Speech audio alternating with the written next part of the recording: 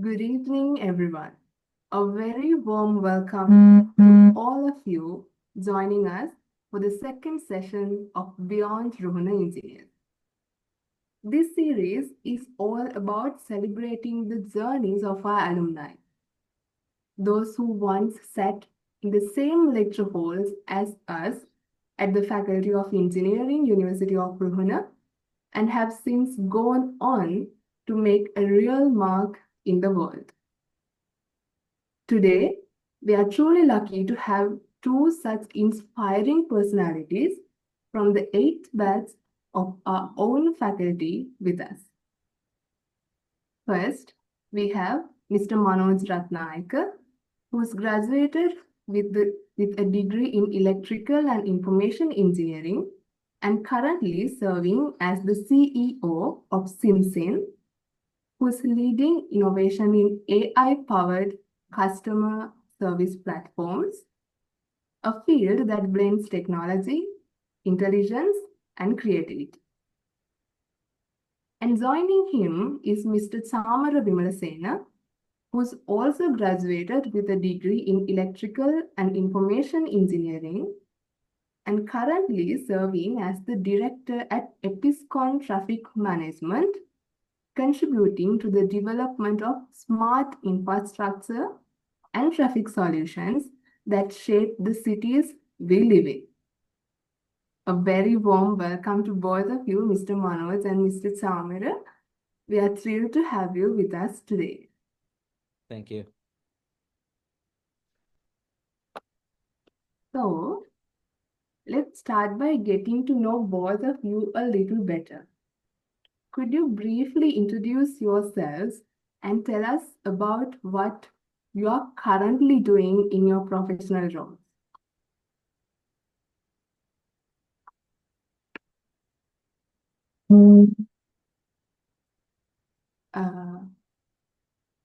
Shall we start with Mr. Chamar? All right. First of all, thank you very much, organizing committee, for taking this event. It's truly an honor to be here today, and the works that you currently doing towards the 25th anniversary of the faculty. First of all, we wish you guys all the best, and we here to help.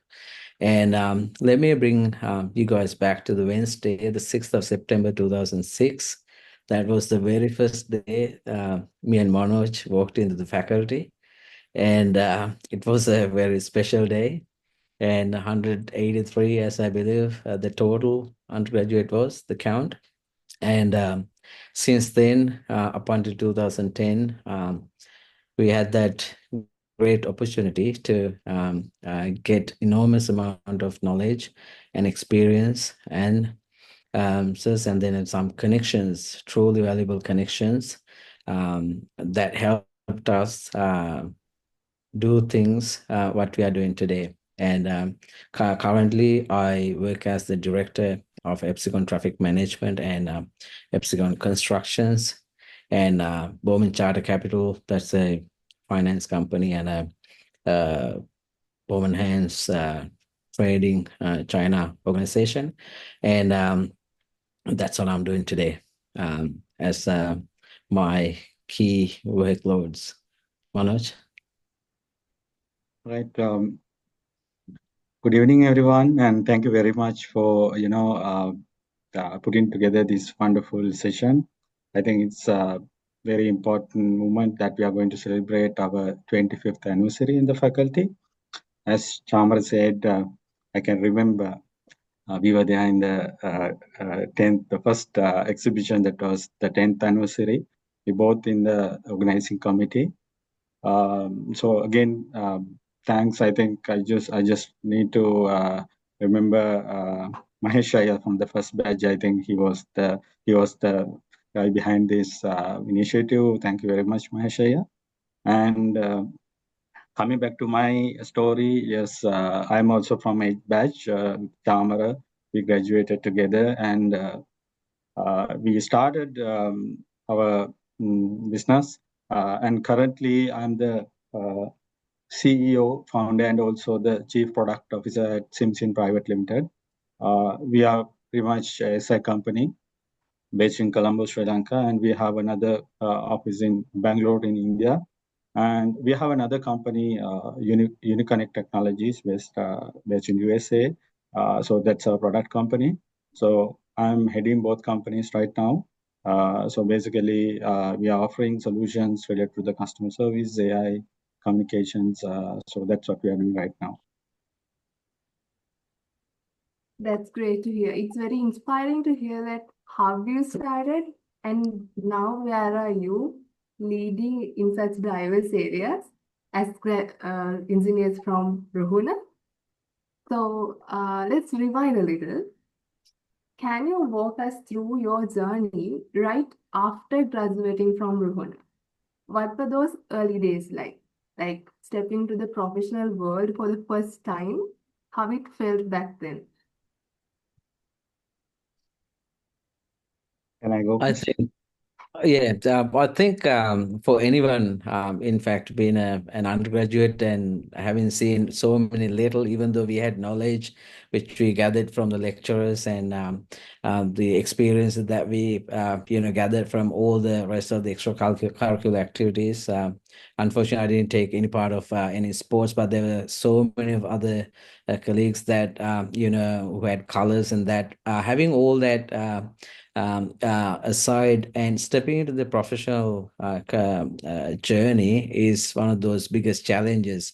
I think if somebody say, nah, it's easier path, I wouldn't believe that because most of us at some stage been through that journey. And of course, for me in particular, the certain things that I learned and then the job roles that I had to take on was not perfectly aligning. But being an engineer, and also the personality that I have, it's something a little bit different. I thought, stuff it up. This is what I'm going to take. I'm going to take, and then I will become successful. Right after graduating, I was able to join a company called Region Plaza Private Limited, the company that owned Landmark Building Corporate, and then I was a management trainee there. I did my in a way mostly towards IT, but I got my first job in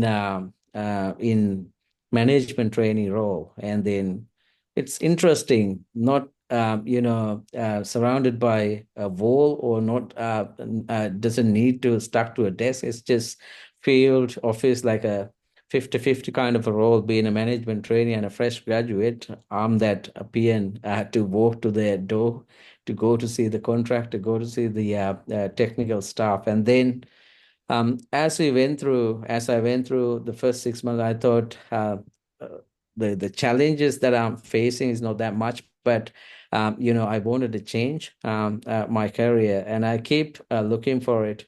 Then I found David Pierce Motor Company. That's a management training role as well. For some reason, I feel that my pathway is deviating from the original path that I wanted to be, but I never hesitate to take that path for some reason.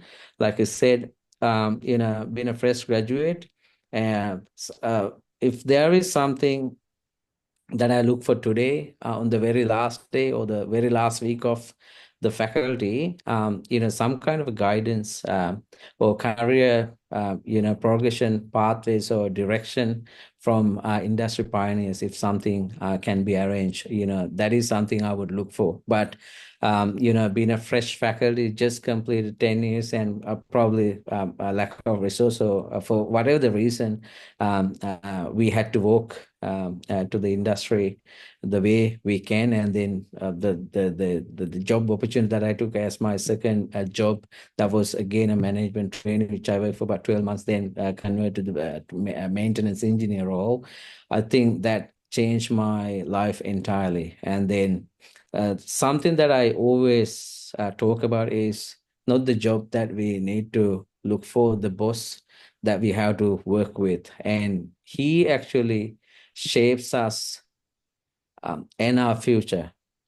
And it's truly reminding that the second job, and then the boss, Mr. Gamagi, I need to mention his name, even though he's not here, to show my gratitude and the respect to him. He gave me certain tasks that I never had the hands on, and then those experiences helped me heavily in the later part of my career. And then what I'm trying to say here, being a fresh graduate, trying to take new challenges, trying to face the new world, certain turning points of our lives helps us to groom who we are in a later stage of the life. I think the key point that we need to take out at this point is that we got to be resilient. Also, we should be able to adapt to different situations. Like, we need certain things, and then we build up an expectation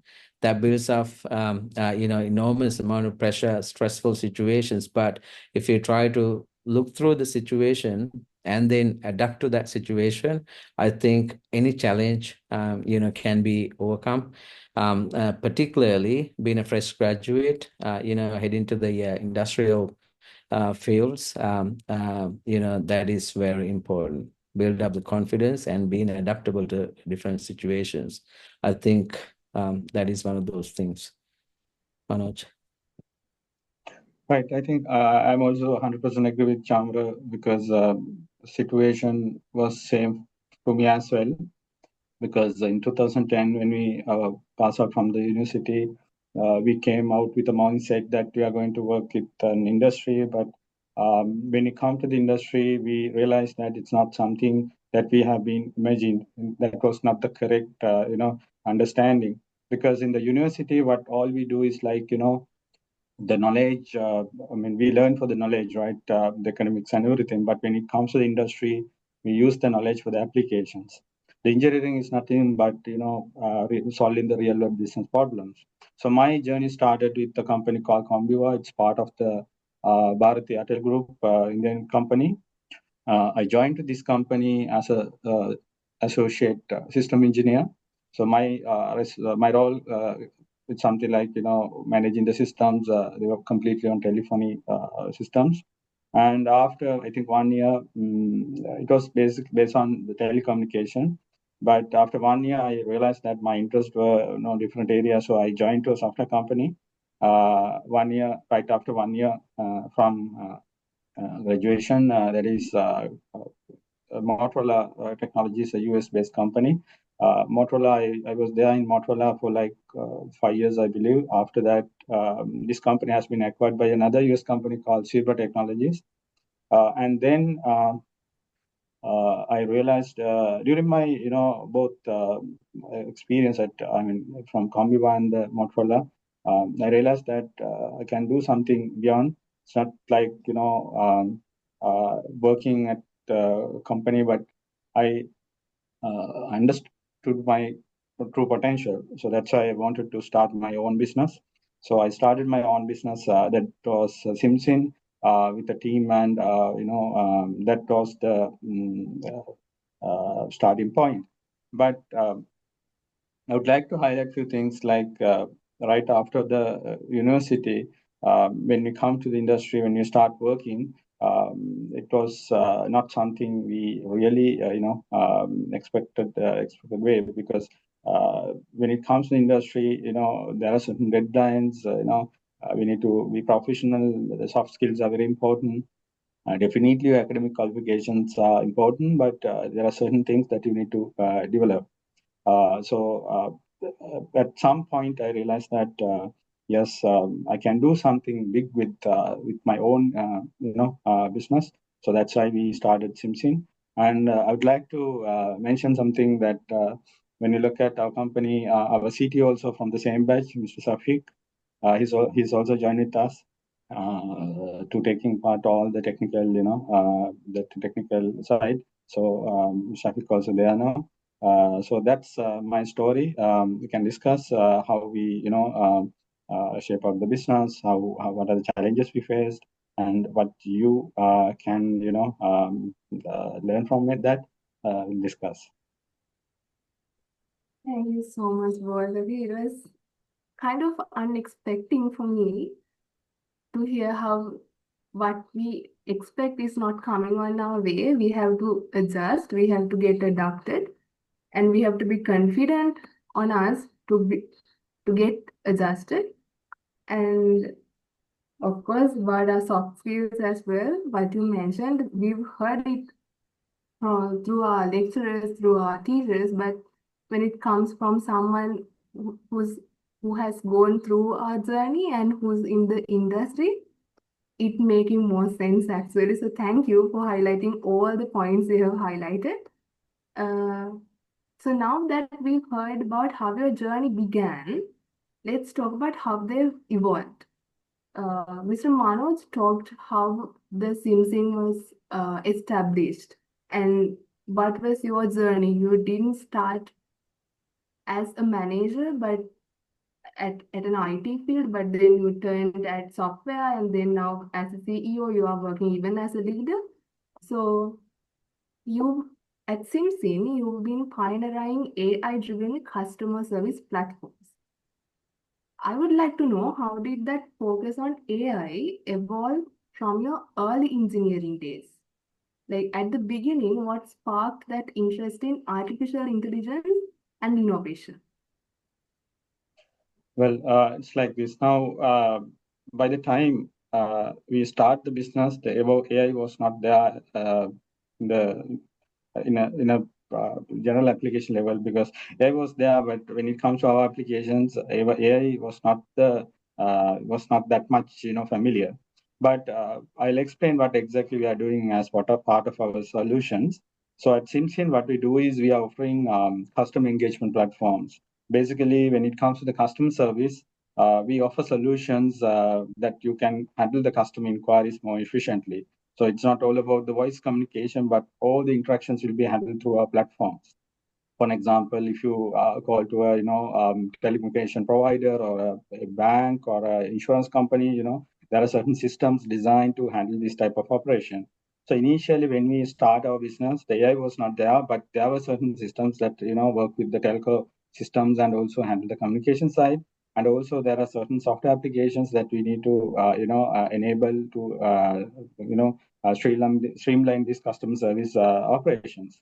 But after a few years, I mean, it's the beginning of, I would say 2022, we realized that there's an important thing, that important modules that we need to include in our software platforms is part of this AI. Because when it comes to the customer service, it's all about, handling the customer inquiries. There are a lot of things happening behind the scenes through the workflow automations kind of things are there, but with the AI applications, when we apply AI into this customer service, we can can do a lot of things. For example, now it's very popular now when you dial the hotline, sometimes there are no live agents to answer your call.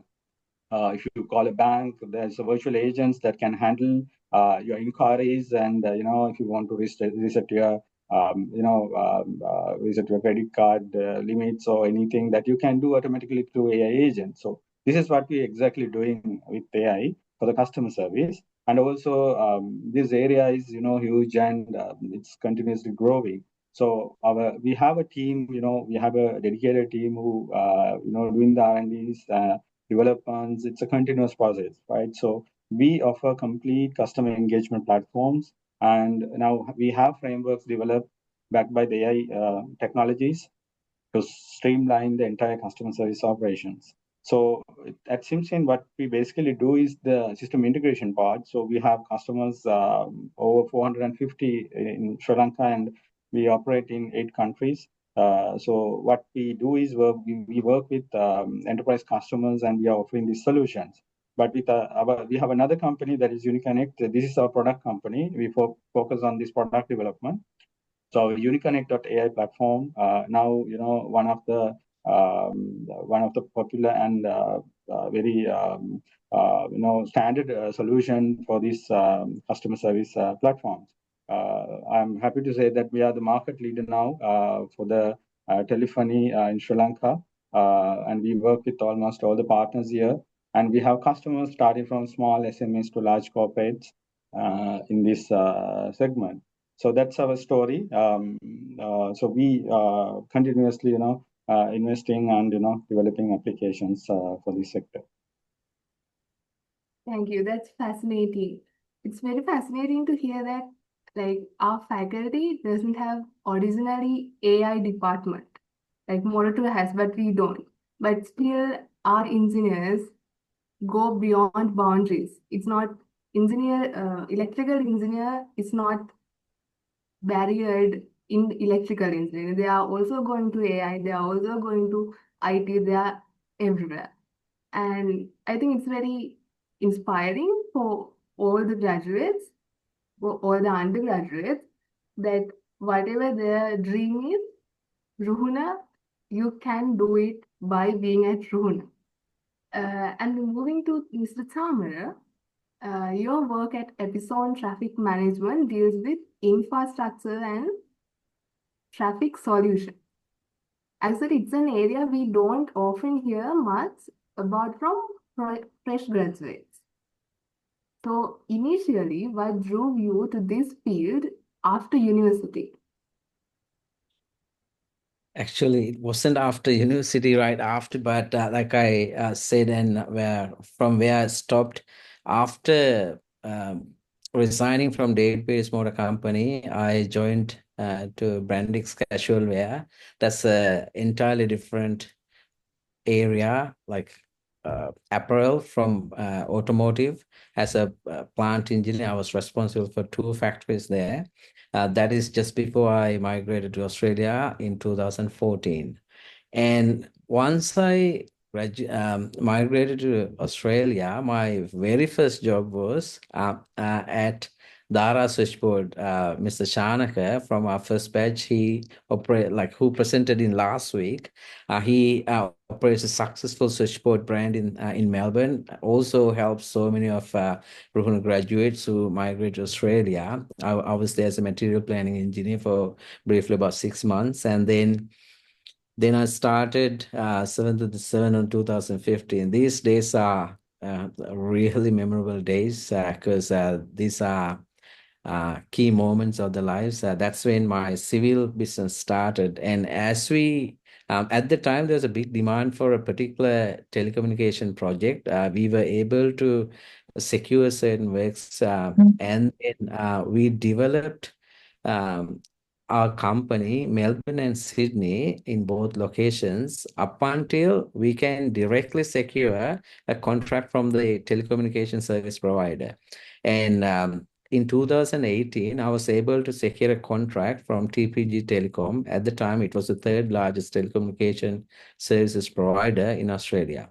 And then the journey towards that was not an easy one, very tough one. There are so many people, local people, friends, and some alumnus, and so many other friends who helped me over the course of the journey.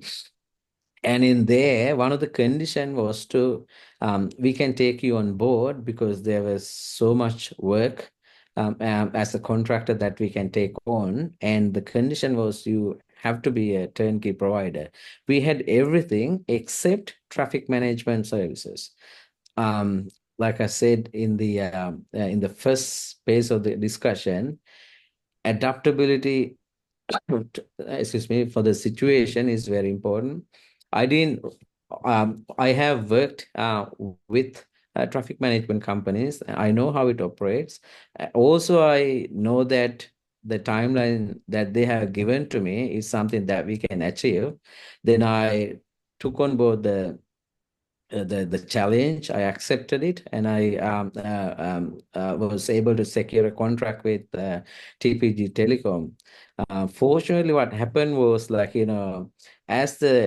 as time goes, even though civil works are getting better, traffic works become my first nature, and it overrun the civil works. Eventually, I slowed down my civil works, still does, but traffic management works, overpass the civil construction works. What it is basically, we do provide safety. That's in a nutshell. The bigger picture, when you look from the aerial bird eye view, that's about safety. We do protect our clients. We do protect firefighters. We do protect government agents. We do protect workers. We do protect machineries. Whoever involves within the construction work site, we are responsible for giving safe working environment. Take it this way. We do have a project in 100-kilometer, let's say Colombo Goal Highway, Kottawa Goal Highway. We have some works to do in the middle of the thing. You've seen certain people, they, resurface, they change lights, they change barriers and that while traffic flows at 100 k's an hour most of the time. That is super dangerous situation. But what we do, in fact, in here, we drop the speeds and we change the safety settings to the acceptable standards of Australian roads. Basically, there are certain clearances that we need to maintain. We need to get permits and plans approved before even executing the works. And we handle from start to end, and then we provide the protection services, the safety services. That is what traffic management is. Of course, when I was graduated, I wasn't sure about what it is, but like I said, when we change the environment, we need to adapt to the environment. And then if there is something we can take on board, I had the confidence I can do that, and which so far I was been able to do it successfully. And now we operate the traffic management business. We operate in whole Victoria, and then Sydney, NSW, New South Wales metro region from this year onwards. So we have about 120 plus employees across the two locations. But that is about traffic management services. Yeah. And it wasn't something that I knew as well, but as we evolve through the journey, evolve through our career paths, we got to develop ourselves with new skills, new qualifications, anything that needs to uplift our lives, we need to learn and we need to adapt into. So, which I had to do, that is what it is. Thank you. Both of your speeches highlighted that engineering is recognizing where there are problems without solutions and then providing the suitable solutions. And then through that, you can get a demand, a market, and then the scope is not limited. It's limitless. Once we go there, only we see the scope, how far we can go as engineers. And you have gone there, and we are truly lucky to have you with us to talk about your journeys. So, moving on to our next question. What if I ask something like this? If you had to pick one defining moment or a turning point in your career, something that really changed your direction or shaped who you are today, what would be? I guess sometimes the answer is given, but if you can highlight it more and explain how it shaped you, it would be valuable for us. Manoj? Yes, as I already mentioned, it's like this now. When I look at my story, the turning point was like, as I said, when I get into the industry, there were no such plan that I'm going to start my own business or anything, because my intention was like finding a job. Everyone wants to get a good job, right? When you pass out from the faculty or for the interviews, and sometimes that time, I can remember in 2010, it was challenging for us to find a job, but there was no such special idea or any intention to start a business. But when I started my first job, and when I realized that my potential is something beyond that, what I can do is sometimes the experience that I have gained by that time was not sufficient to start a business. Even when you look at the support and everything, I'm talking about the situation 15 years ago. There were no such, startup accelerations, incubation programs, right? When it comes to the funding market, those are very challenging. On the other hand, when you look at our context, like, we spent 4 years at the university, a lot of commitments are coming up, right? We don't want to take the risk, right? So everything running in the mind, right? So how we take that initiative, right? So when you look at the turning point, when I come to my story, what I wanted to do is, something new, right? If I want to do something new, that it should be like, it should be my business, so my company, my initiative, right? No one will give me that opportunity. They will give me opportunity, but it will not something that I can 100% guarantee to the assured. So that was the reason, because, but I just want to highlight few things. Even if you want to start a business or anything, you need to first you need to get the experience, right? You need to at least couple of years, you need to go to the industry, work there and get the experience. Then only what are the challenges that you will face when you run your own business. For that, when you look at the turning point, it's definitely my passion, and also the by that time I have realized there are only few companies are there in the market offering the similar solution. So I did realize that opportunity as well. So considering everything, I think that was the correct decision, and I think I'm happy now, and I'm 100% confidence I have taken the correct decision. I think Chamara can also add something to that. Yeah, of course, Manoj. Thank you. And I think there are few turning or key timelines in my life. But out of that, one of the very important one was like, 1996. That was the time that I had the opportunity to change my school, like, from that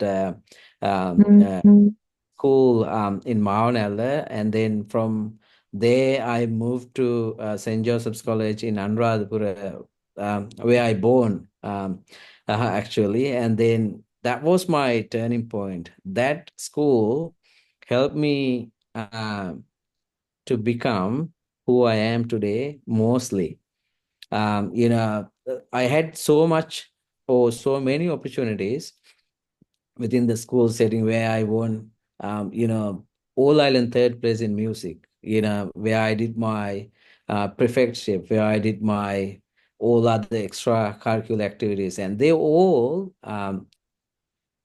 elaborated my capacity as a school student. And then the way that I had to look at certain things entirely changed from my first 5 years of the school. And then from 1996 until 2004 or 2005, that changed a lot of my personality as well, as a person, in good ways and in bad ways. But and the next moment was I think the second job where I met Mr. Gamage, like in my general manager of the department. And then of course, out of everything, I would say after the school, I think 2015, the time that I started the business. And then to get there, I think the very important point was that 1996 day. I can't remember that exact date when I joined with the school, but from year six to 2004 or 2005 was one of my golden times. And then I really enjoy, living in those memories. Thank you so much. Both of your opinions are so authentic. Like sometimes it can be not being satisfied and knowing that I can do better than this. Sometimes it can be your personal experiences that turn your path, the turning point of your life. I think it was inspiring for our audience as well, and audience too. I think there's an issue with the voice. Chamara? Yes. I can't hear as well. Sorry. Oh, Probably with the mic or something. Yes. great. Am I audible now? We can hear you, but it's very low voice. Yeah. Oh,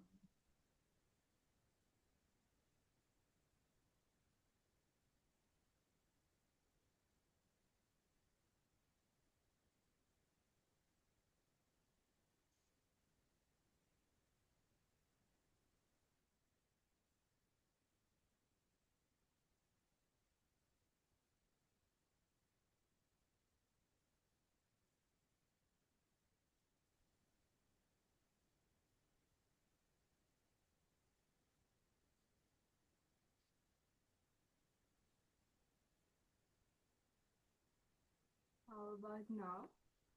A little bit better than before. A little bit. Bit improved. I think it will be improved further, and we can move on like this. Yeah, Are you that's fine with that? fine. Should be fine. Yeah. Should be fine. We'll proceed, Yeah. yes. Yeah. Thank you so much, and I'm so sorry for this connection issue.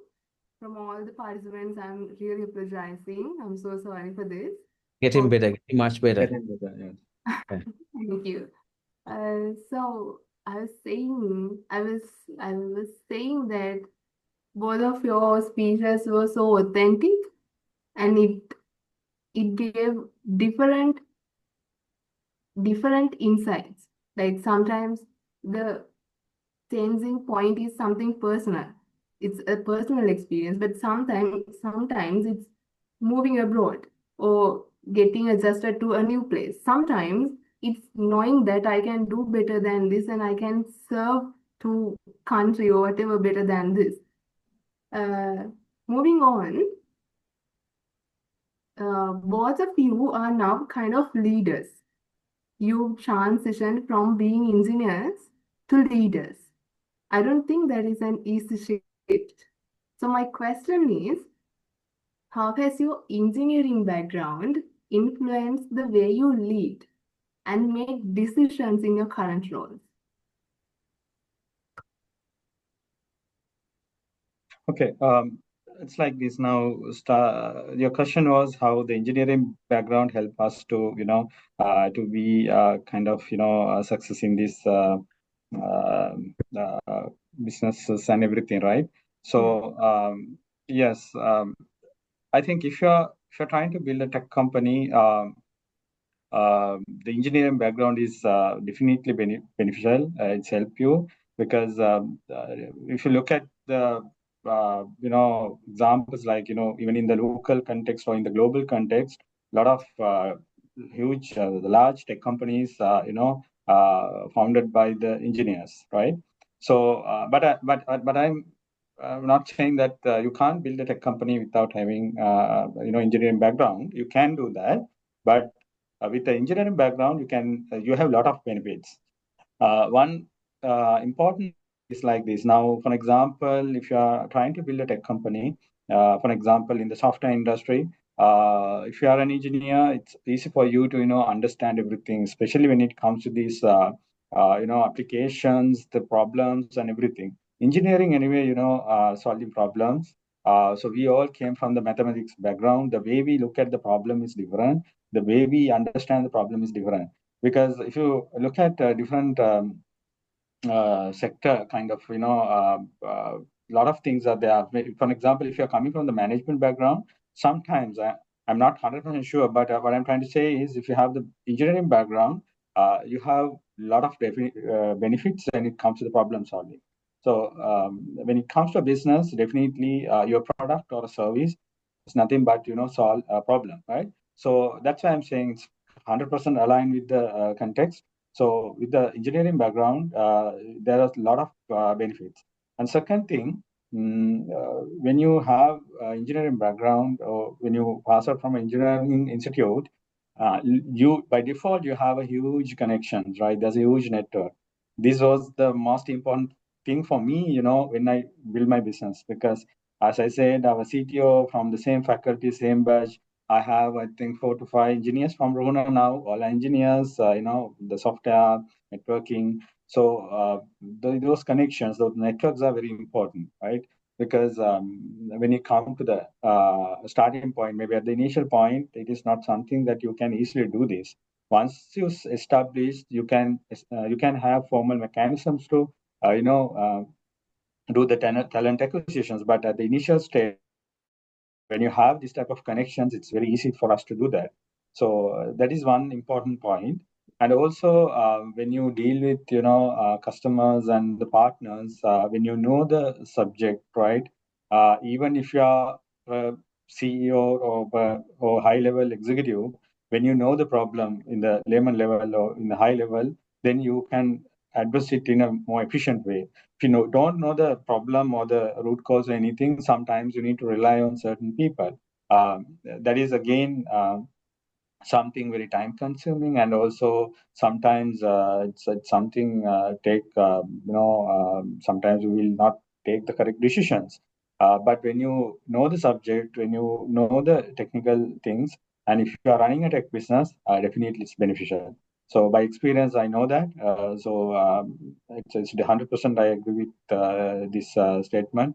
If you are starting a tech business and if you are an engineer, you have benefits. Chamara?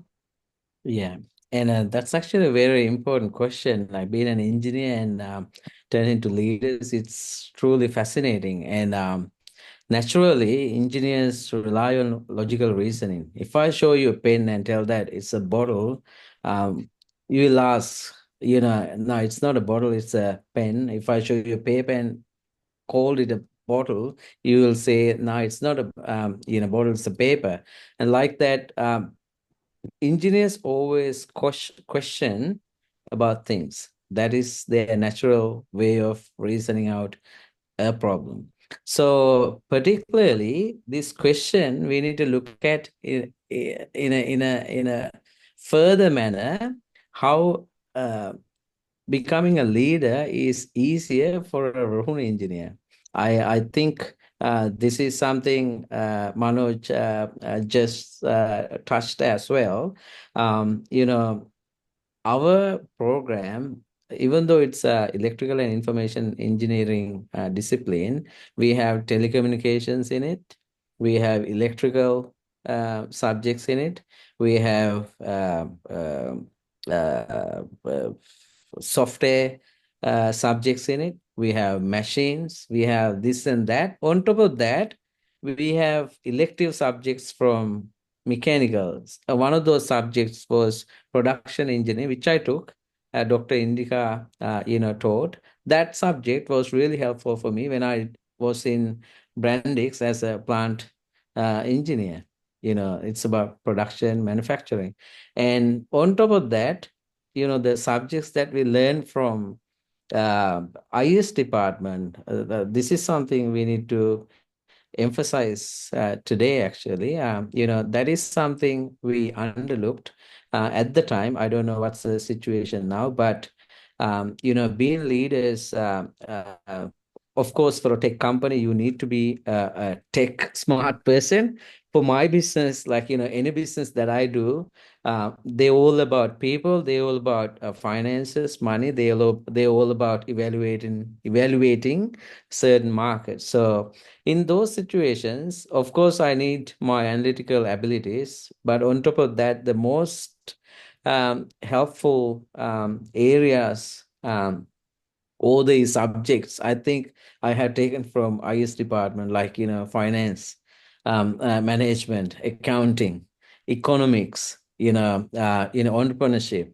Those subjects, like I don't know. At the time, probably we were chasing about credits. We took it, or for some reason we took it. But as we evolve, even in my second job, I had to prepare budgeting, I had to do interviews, I had to solve HR issues.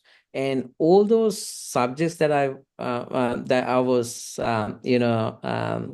part of, that IS those subjects that were offered by IS department, I think they all helped us. And then I think if we change this question slightly, how a Ruhuna engineer becoming a Ruhuna engineer, how it becomes easier to become a leader, it's more sophisticated than a tech engineer, or like highly tech engineer. Let's say an engineer from another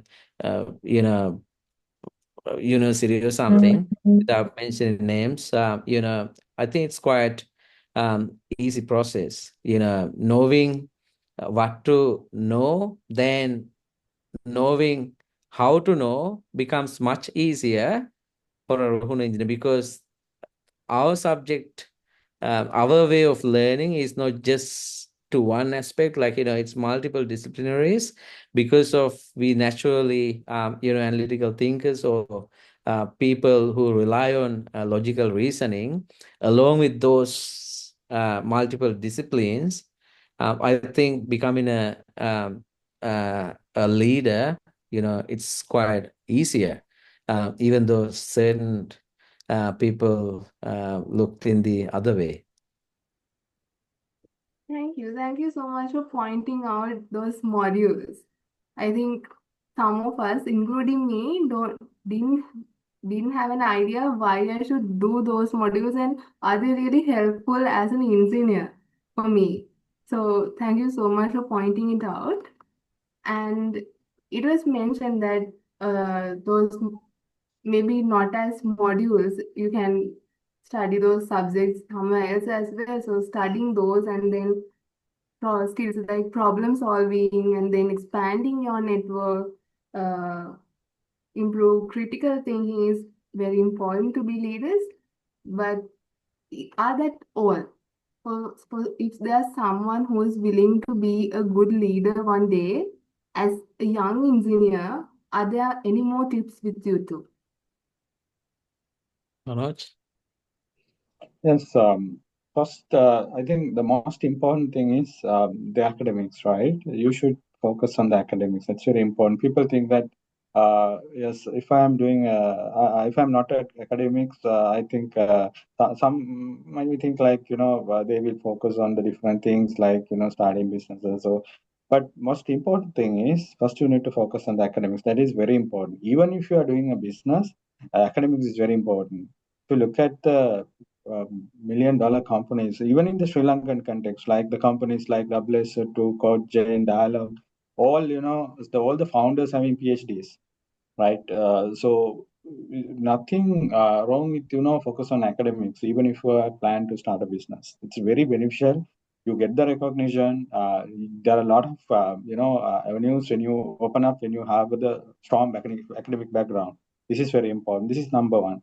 Number two, even you are having a good academic background, it won't help you to being a good leader or run a business, right?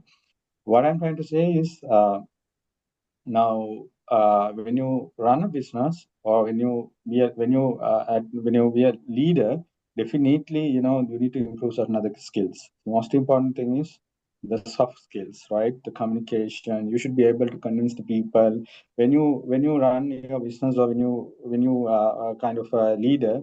You should be able to convince the people, right? For example, if you're running a startup, or if you're running a business, definitely people around you should follow you. They believe you, so you should be able to convince them. Second, when you do the business, you need to convince the customer. You should be able to build the trust, right? So it's not all about the communication, but there are so many other soft skills that you need to develop for you, right? The Also, apart from the soft skills, there are certain other things like the connections, as we discussed this thing, because the networking is the most important thing. Because at the starting point, no one will give you, when you go to the market, there are a lot of competition, right? No one buy your get your product, even saying that I have this academic background, I'm from here. No one going to trust you, right? So first, the most easiest and the most practical way is building a strong network. With the network, you can gradually move into the market, right? This will definitely help you, right? So even I think those are the most important things. And I think even as undergraduates, you need to think about this. As Chamara highlighted, I think even this problem was there for us. And even when we were at the faculty, we were thinking why we have these non-tech modules like from the interdisciplinary department, why we need to learn some other modules which is not relevant to the information technology like the production engineering, mechanical engineering, or the other project management. But when it comes to the real world scenario, you need to touch all these areas. I don't say you need to have an in-depth knowledge, but definitely at some point you need to work with these people, these customers and the partners. So you need to at least you need to be familiar with this. So those are the areas that you need to focus, right? If you want to be a future leader or start a business or a company. Okay. Yeah, that's great insights. I think Manoj touched one of those things about having technical abilities, but I need to add something on top of that one. Uh, this is actually on top of what we already discussed. There are a few engineers from our university. Some of them are from our batch, some of them are from senior batches, and then few junior batch. Juniors from junior batches. I know two of them running a successful hotel in LA. Very successful hotel. I think from 14, but I can't remember. He's in contact with me most of the time. I think he plays golf and that sort of thing. That's the person. And with his business partner, he's running a successful hotel. And there's another Chamat, as I remember, the other person. He runs a sauce brand, Hot Sea. I believe he's from our university too. And there's another person from our batch. I saw social media post today that he loaded his first 40-footer spice container. I think that's I don't know what that spice is, but he loaded his first 40-footer container. He's in spices industry. Like, entrepreneurship, when it comes to entrepreneurship, it consists of so many different areas. It could be a technical, it could be hospital, it could be food, it could be so many other areas. The one thing that matters is, like, you need to not to rely on the social validation. If you are passionate about what you are doing, don't wait for the social validation. As long as it's legal enough, as long as you are passionate on it, do not wait for the social validation. You only need the validation of yours and your commitment. Thank you. It was very clear. I think the answers were on point, and audience would have taken notes actually. And also thank you for mentioning that engineers are also going into other industries and doing well, doing really well. Because we are not that aware about those things because we are still in this path at the faculty studying engineering, but knowing that engineers can also go to those areas and excel them as well is really inspiring. Thank you for sharing that, Mr. Samara. So moving on, I would like to actually go back to the roots where it all started, the Ruhuna. So I would like to ask, how did your time at Ruhuna shape your mindset, your values, or even the direction of your career? This was discussed, but can you explain it more and like relive that moment for us? Okay. So we joined to the faculty in 2006, I believe, yes, 2006, and we were on 8th batch. By that time, to be honest, we were also, I think, focusing on the academics. And for me, I'm talking about myself, because when I go back to my memories, like it's not something that I'm uh, thinking now, because at that time what we wanted to do is, we did our A levels and we were waiting for the university entrance, and we came to the university. By that time, it was slightly delayed. As far as I can remember, there were some delays when we get into the faculty, and that time I can remember we started with the some programs, and then we directly went to the academics. But as far as I can remember, first year, right? The I don't know the current situation, but by that time, everyone interested on the first priority gone to the electrical and information engineering. So everyone wanted to try that, but there were certain other people who were interested in other engineering streams as well. But for me, a lot of people, a lot of students wanted to be part of this power program. So we wanted to meet certain eligibility criteria to get into this department. So first year, I can remember we fully focused on the academics. But as per my memories, after this first year, when you come to the second year, once the stream is finalized, and when you start studying at the department, the electrical department, uh, we did the academics, but there are a lot of things. I mean, outside the academics, like the most important thing is the exhibition. I think we were planning on third year onwards. It was not something we started at fourth year.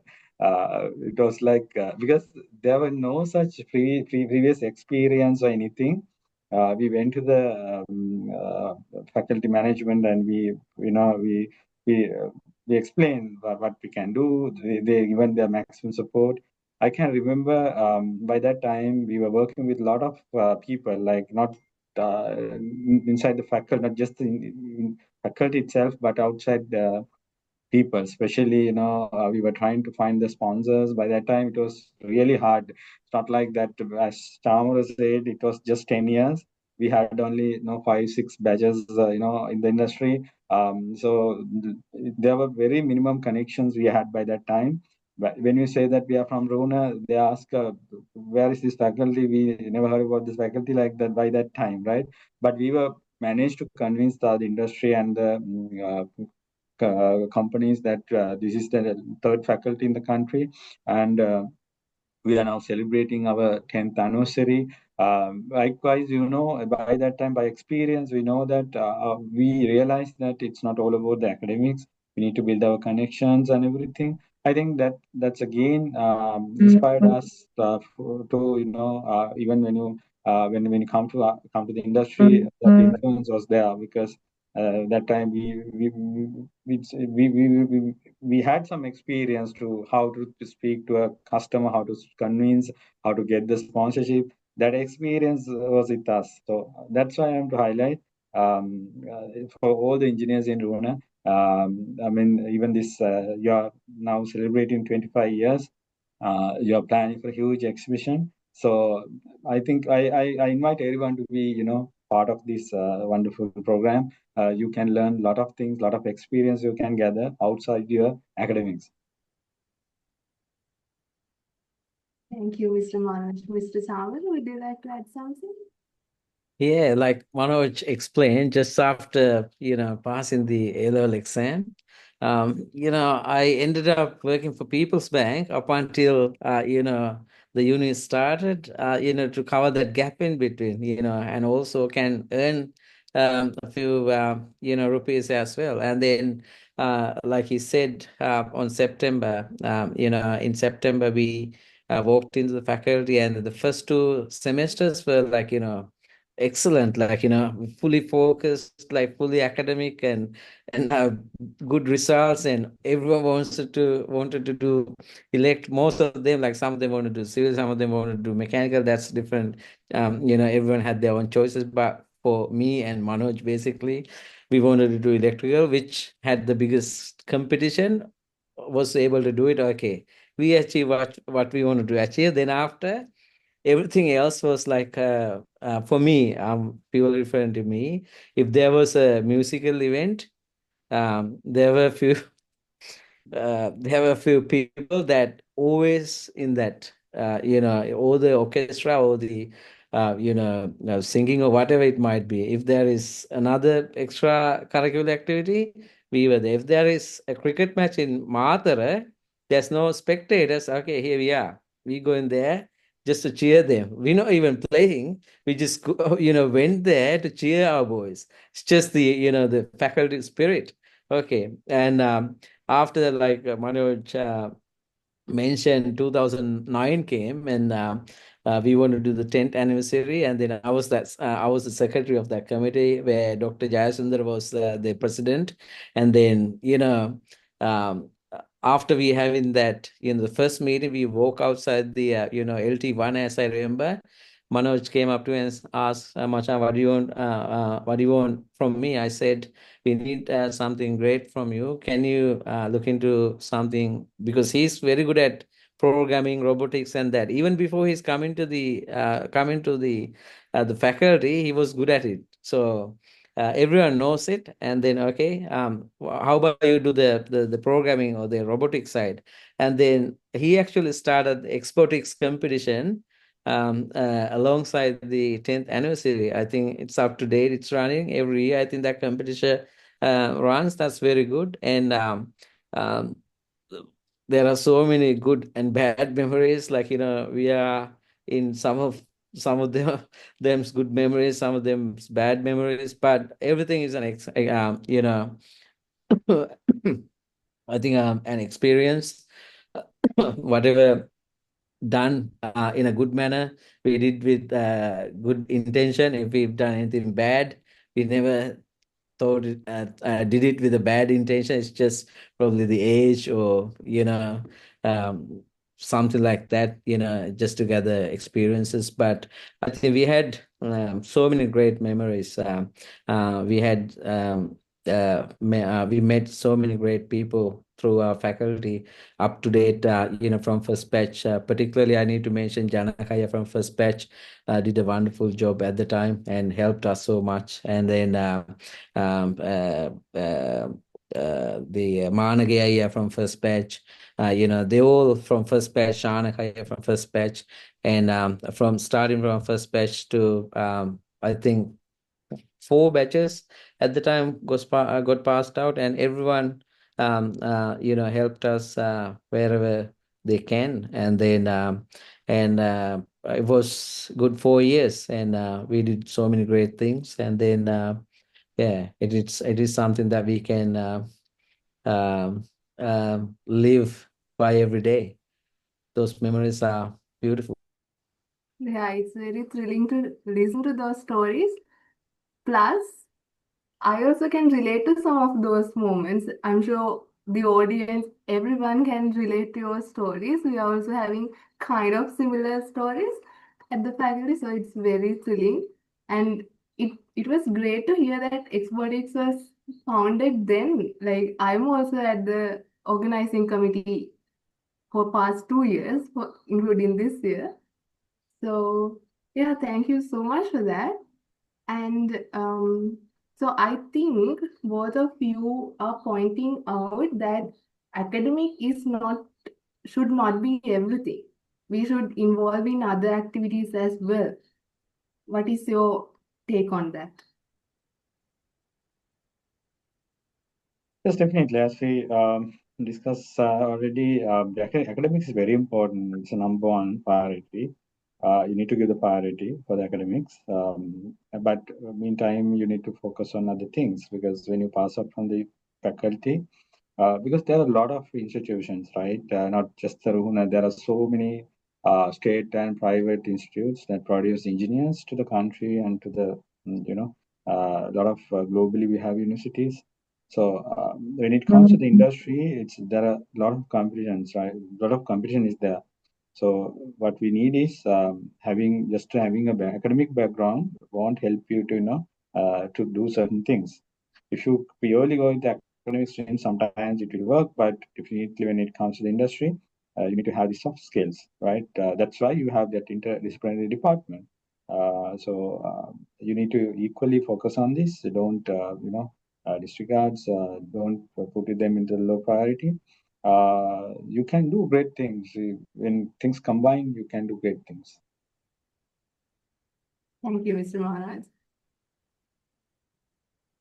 Mr. Chamara, would you like to add something? Yes, so I think it depends on the goal. Um, Okay. I think if anyone's taking notes or anything like that, I would like to give this little hint here. The goal has to be SMART. The SMART goal means that SMART has SMART.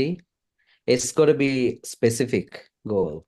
If you want to be a doctor or like a lecturer or some in that nature, you need to fully focus on your academics. There's no questions asked, as Manoj mentioned previously. And if you want to be like a person, like a business owner or like a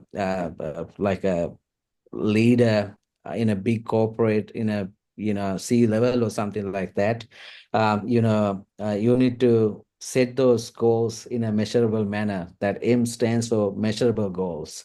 That specific goal has to be measurable. Okay, in 10 years time, okay, this is what I'm going to be. And then those goals got to be achievable. But it is basically, we can become we can go to moon, but we need to set the plan to get to moon.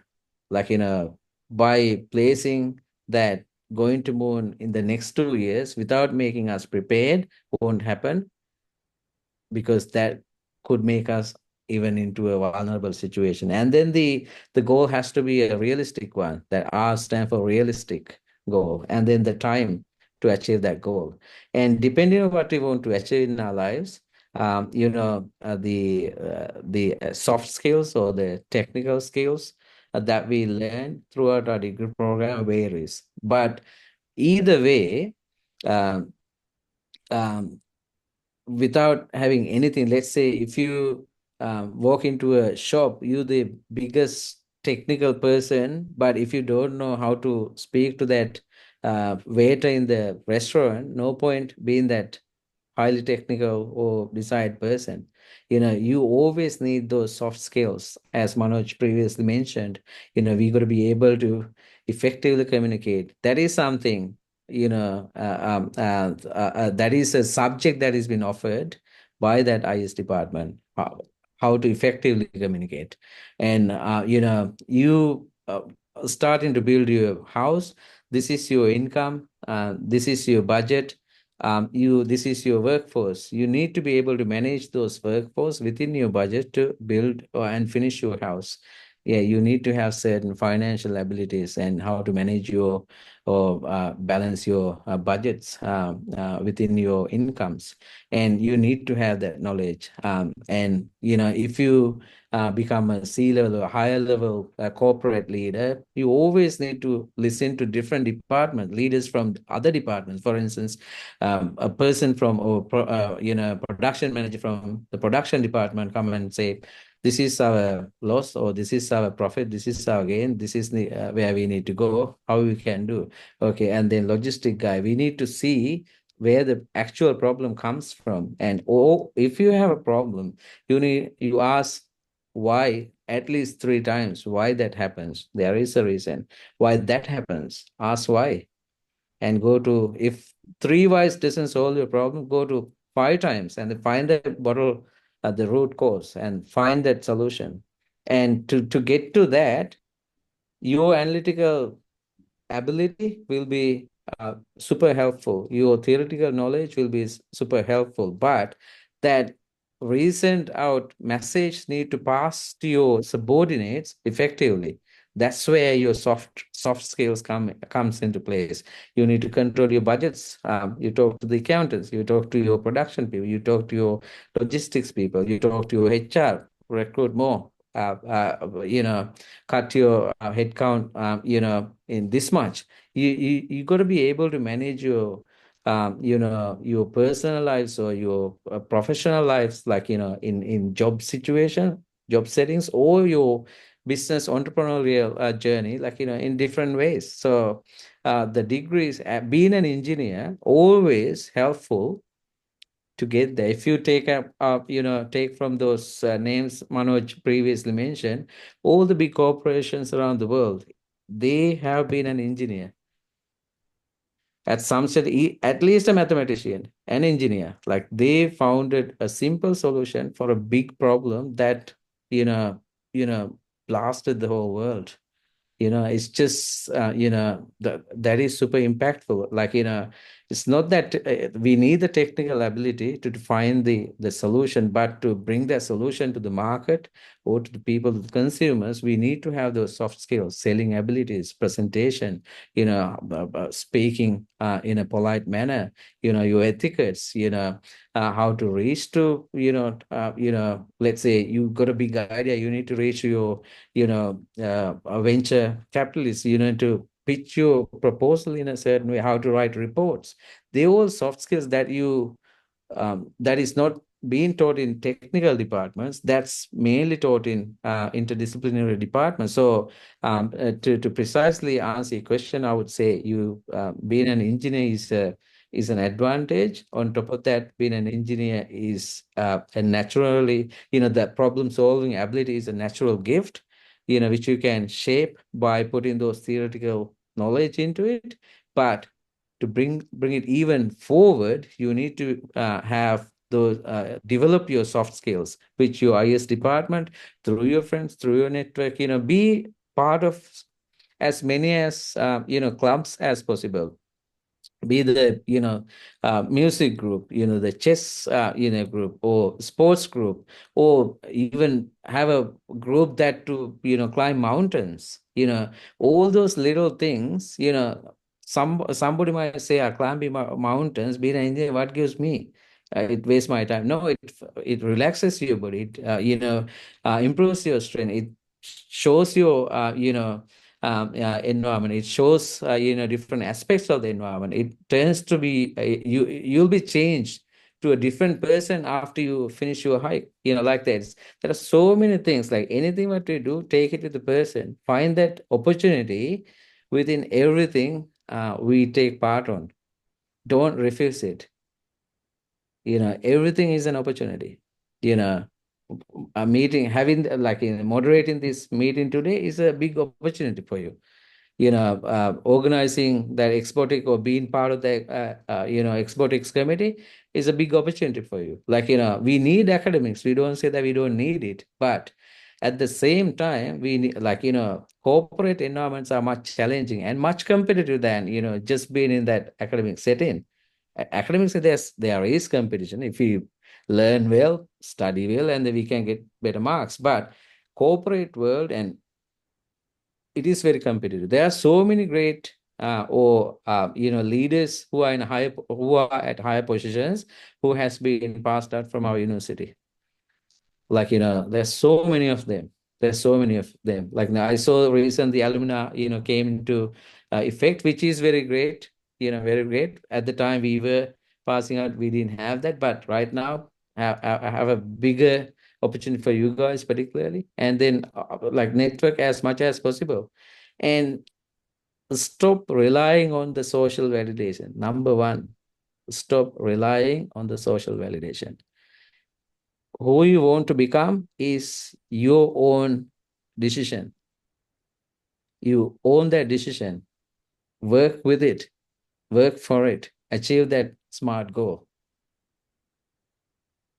Thank you so much, Mr. Chamara, for those genuine words.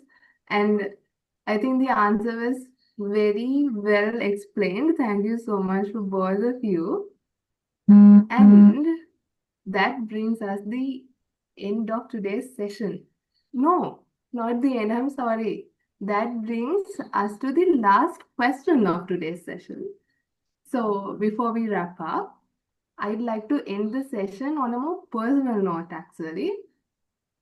What message or piece of advice would you two like to share with the current students of the Faculty of Engineering? Those who are just starting to dream about their own future. And also, plus, what are your thoughts on Rexro 2025, the Silver Jubilee exhibition? Well, when it comes to the university, I would like to answer the second question first. When it comes to exhibition, I think it's very important because even for us, it's very important. Even we are almost now 15 years from our graduation, but this exhibition, those things are very important for us as well. That's why alumni is behind you. That's why we are supporting you. I invite all the members, even you have an organizing committee, but you have a huge engineering committee here. So try to contribute, give your maximum support because we are the third faculty in the country, and by that time I can remember it was just in one batch in our time it was 200, but prior to that it was just 100 engineers for a single batch. But now I think it's more than 500, I believe. We have new departments, so the faculty is growing. And one more thing, in my company, we have engineers from Ruhuna. We give priority. We see that there's a huge improvement in the academic programs. We do the interviews and we come to know that a lot of improvements have been developed in our academic programs as well. But when it comes to the faculty and this type of exhibition, the industry come to know that that is where they will recognize you. When it comes to the industry, they know you because as Chamara said, this industry is very competitive. You will come to know that once you come to the industry. Prior to that, it was the same thing. When we were at the faculty, we were thinking that the industry is waiting for us to give the jobs. But in reality, that's not going to be happen, right? It's not the reality. You should grab the opportunity, right? As Chamra correctly said, no one give you the opportunity. It's your responsibility. You need to have the ability to see the opportunities and make your career. So from the exhibition point of view, I think it's very important for the time being. And also, my last message to our faculty students is. Your 4-year program is very important. Don't waste your time because we are giving this advice with experience, right? We were in the same faculty. This 4 years is extremely important. Academics, focus on academics. Do the best what you can do in the academics. Do your best, and also focus on the other things, especially the soft skill developments. Build the connections. And work with the industry, right? You get the opportunity to work in industry. I think a lot of training programs are there, industry trainings. The whole purpose is not like learning things, right? You can do that, but when you come to the industry, even as a trainee engineer, try to understand how industry is working, right? That will definitely help you for you to be a future leader, because you can find a job. I think 100% you will get a job. But if you want to do some impact to the society, if you want to do an impact to your country, you need to move. You need to take an extra step, right? So the opportunities are there. There are thousands of opportunities, hundreds of thousands of opportunities are there. But if you are not ready to see them, you will definitely miss them. At some point, you will regret. You will run out with the time, and you won't be able to do that. You are the fresh graduates, fresh blood. I think you have the energy.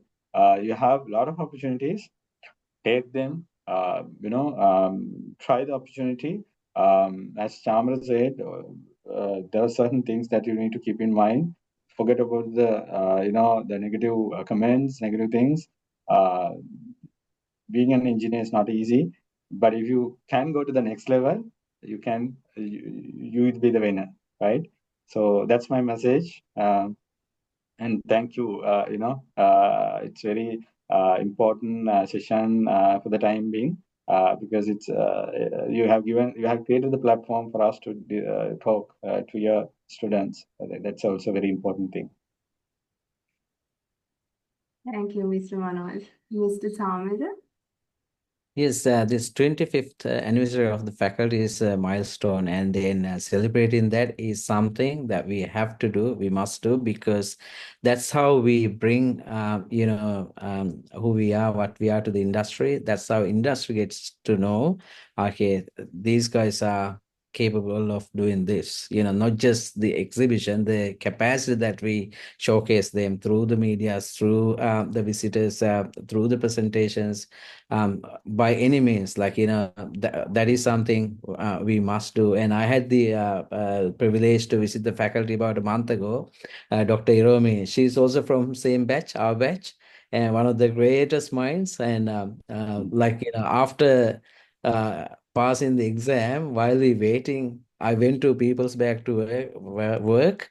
She sat for the exam for another time. She got selected to Moratuwa. Do you know that, Manoj? Uh-huh. I know She that. got Sorry. Yeah, she yeah. got selected to Moratuwa. I think Mm-hmm. district first or second, but Mm. she still came to our faculty. She's a great mind. And then I had the opportunity to sit down with her and speak to Kalhar and few other organizers of the committee. And then Dr.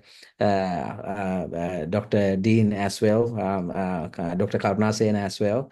And then we shared some great experiences. And then everyone's working hard, Kalhar and you and Dr. Iromi, and everyone's putting lots of effort, including alumni, everyone, and which is great. And we need to see this successful, which is excellent. And then, as a last point of note, I would like to add, never stop learning, and there's no end to learning. It could be academics, like a technical, it could be soft skills, could be MBAs, could be MSCs, whatever it is. Like, to adapt to different situations, you need to have different sets of skills. Never stop learning, keep learning every day. And then every one of you will have jobs, but the cherries on the top of the cake are very limited. We got to find that cherry. We got to find that key opportunity. To get there, you need to have that special skill. I don't know what that is, but you can find that skill and then pick that cherry. And that is my last message. Thank you so much, Mr. Samir. Thank you to both of you. Those words mean a lot for us. And thank you for the validation that you are behind us. It means a lot. Like, while being in the faculty, you saying that alumni is behind us, it means a lot. It is our strength. Thank you so much for that. And thank you so much for the guidance to become a good engineer and how to find opportunities, how to go after what we really want to be. Thank you for guiding us today on that path. So, on that note, that brings us to the end of our session. Uh, So, a huge thank you once again to Manoj Ratnayake and Mr. Chamara Wimalasena for sharing your journeys, lessons, and insights with us so openly.